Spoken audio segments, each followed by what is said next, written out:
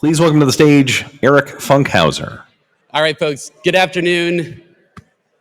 Please feel free to wander in and take your seat whenever. This is not a rush. You have all the way through my remarks before we need to get serious about the programming again. I do want to welcome you back. We are now in the home stretch. We're looking right in the face of the last two panels of the first ever global DAC conference. And I want to just take a moment again to kind of welcome everybody back and set the stage. And obviously, the folks that have put together this program had a very intentional objective in mind in terms of having a way for you to see through to a future state of DAC, right? So we're trying to imagine what the future looks like. And that was a lot of what we went over yesterday.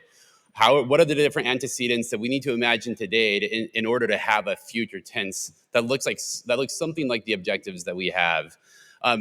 Obviously, just from the start today, beginning with Dan's remarks, going through the R&D panel, and then going on to community engagement and social license, you can see now we're drilling down into some of the pure play present tense issues, and we're going to continue that into the afternoon.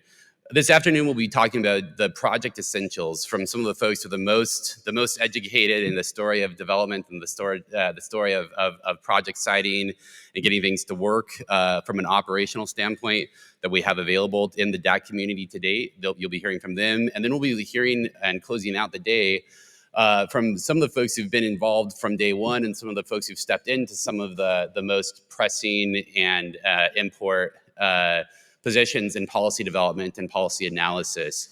So we'll look at the day. We'll look at the day to end on these two areas.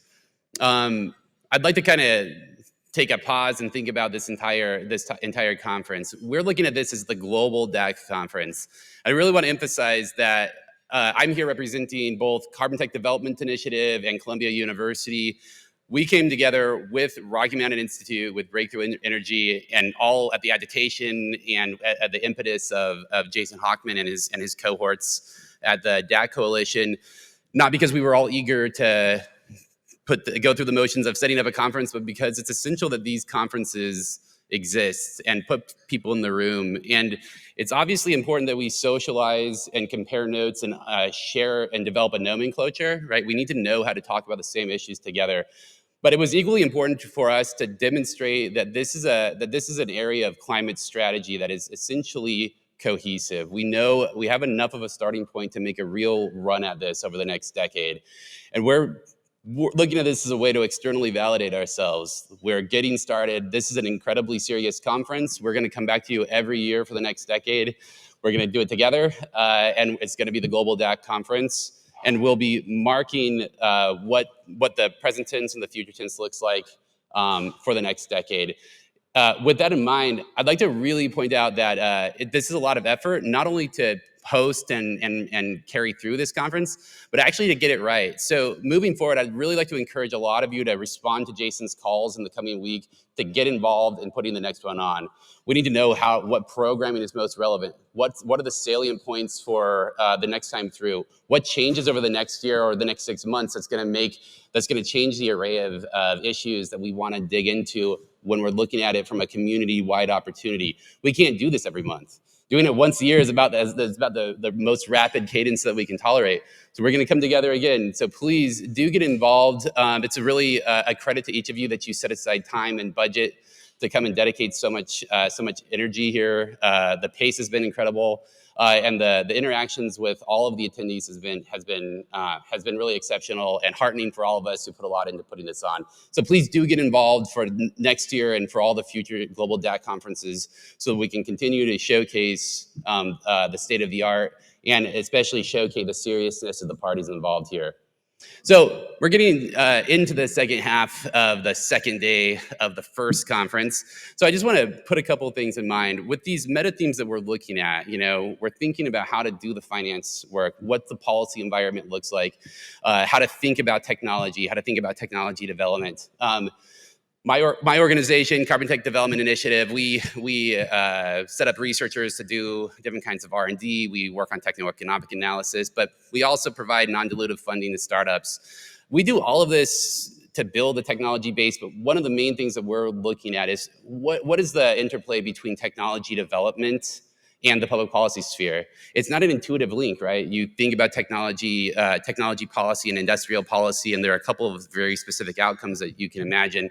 But from my standpoint, I wanted to work on this. I wanted to work on DAC and carbon management with a technology-first approach because we've seen it go wrong. And I want to point out something that maybe isn't the most top-of-mind issue, but there have been plenty of policy-driven early leap forwards in technology that didn't go perfectly and lasted.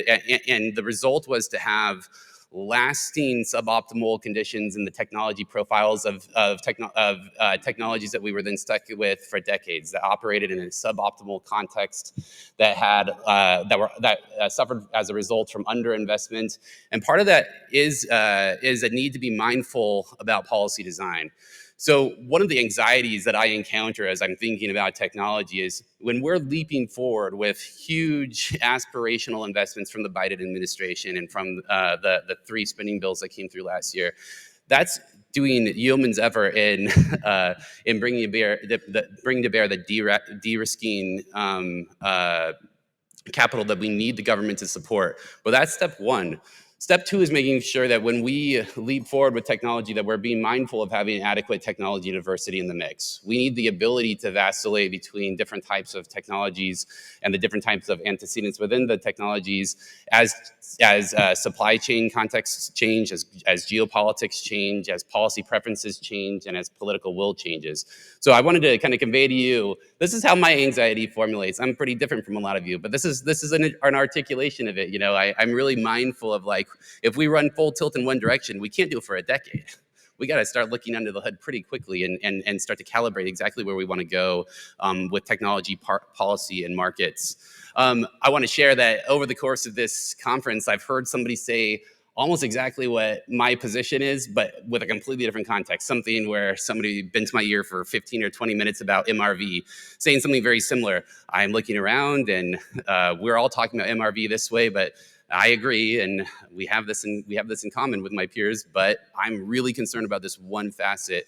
And that's one of the really novel things about working on these early technology areas where there's a lot of policy involvement and there's a lot of enthusiasm.